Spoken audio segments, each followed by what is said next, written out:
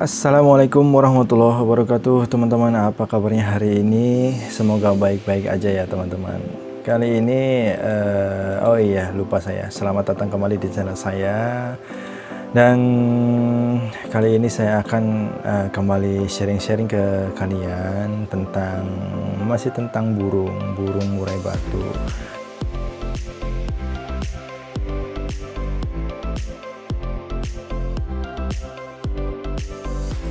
Kali ini saya akan share ke kalian seputar penangkaran murai batu. Waduh, ya padahal saya juga ingin mencoba untuk membuat video tentang lovebird ya, teman-teman. Tapi it's okay, kali ini saya kembali share tentang murai. Pertanyaan-pertanyaannya masih banyak seputar murai, karena memang kebanyakan saya video tentang murai ya, teman-teman.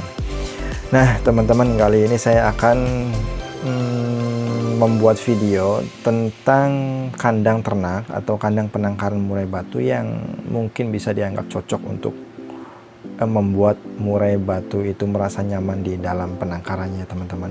Intinya membuat atau bagaimana cara membuat kandang atau bahan-bahan apa aja, atau bahkan saya cerita kandang yang memang ada di penangkaran saya ini terbuat dari apa dan ukurannya berapa.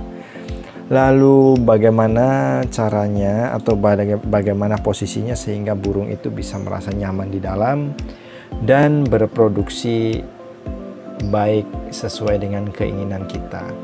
Ya, teman-teman, oke, kita lanjut ke video selanjutnya.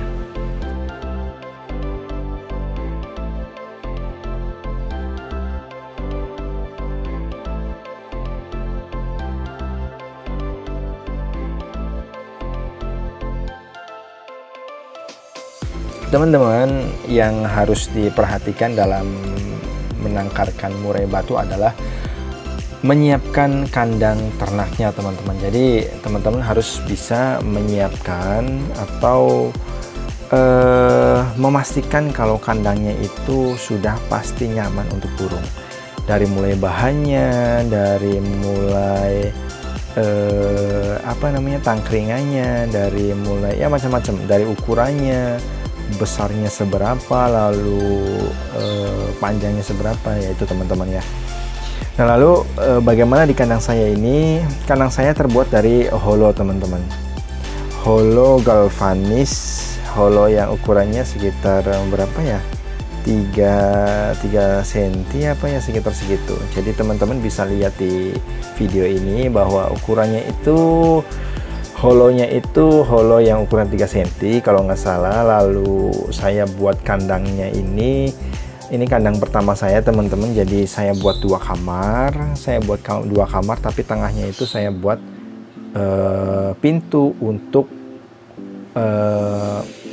dibuat pintu agar si burung itu bisa kita buat poligami. Jadi 1 jantan 2 betina. Teman-teman juga bisa disiasati seperti itu. Ini bisa juga jadi referensi untuk teman-teman yang memang untuk menangkarkan murai batu di rumah.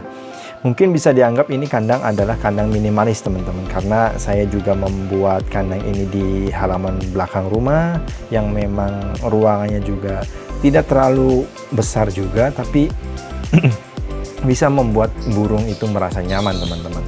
Nah, teman-teman, saya membuat kandang ini dari bahan holo tadi ya, lalu kawatnya juga kawat hijau yang memang anti kara. Lalu lapisan sampingnya ini saya gunakan GRC. Jadi kalau memang kandangnya ini terkena semprotan air, itu bisa sedikit aman, teman-teman, bisa sedikit awet daripada kita menggunakan triplek. Karena saya ini di atasnya, teman-teman, sirkulasi udaranya sangat mendukung sekali, karena di bawah di depan kandangnya ini terbuka. Jadi di atasnya itu hanya ada tralis, lalu kita tutup kawat. Saya tutup kawat kecil-kecil, jadi air juga tetap masih bisa masuk.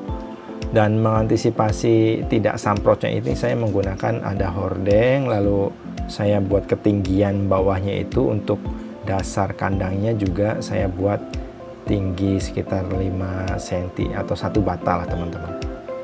Nah, teman-teman, Yang pertama itu siapkan kandang yang memang kandang terbaik menurut kalian untuk membuat murai batu ini merasa nyaman. Kandangnya ukurannya berapa memang kita bisa disesuaikan dengan lahan teman-teman semua ya. Jadi kebetulan saya lahannya segini, ukurannya juga kalau nggak salah ini sekitar 4 meter, 3 meter kali 5 meter teman-teman. Ukuran ininya ya, ukuran kamarnya. Tapi saya buat kandangnya ini per kolom itu panjangnya kurang lebih 1,5 meter kali 1,80 teman-teman. Space-nya itu bisa mencapai 2 meter, atasnya itu bisa 210-an kalau nggak salah, 210 cm. Jadi kandangnya itu per kamar saya buat panjang 1,5 meter, lebarnya atau kedepannya ini 180 cm, 1 meter 80 cm. Nah, jadi kalau di total keseluruhan ini 1,5 berarti 3 meter, lalu panjangnya masih tetap 180, tingginya kurang lebih 2 meter kurang teman-teman, karena memang saya menyesuaikan dengan posisi aspesnya tidak terlalu tinggi ya teman-teman. Mungkin seperti itu. Lalu pintu-pintunya teman-teman bisa sesuaikan dengan kebutuhan untuk menyiapkan keramba, untuk memasukkan pakan, jangkrik dan lain sebagainya. Teman-teman bisa sesuaikan. Kira-kira orang juga bisa masuk ketika mengambil burung atau ketika mau membersihkan kandang juga bisa disiasati seperti itu. Teman-teman, kenapa alasannya saya membuat kandang ini menggunakan holo?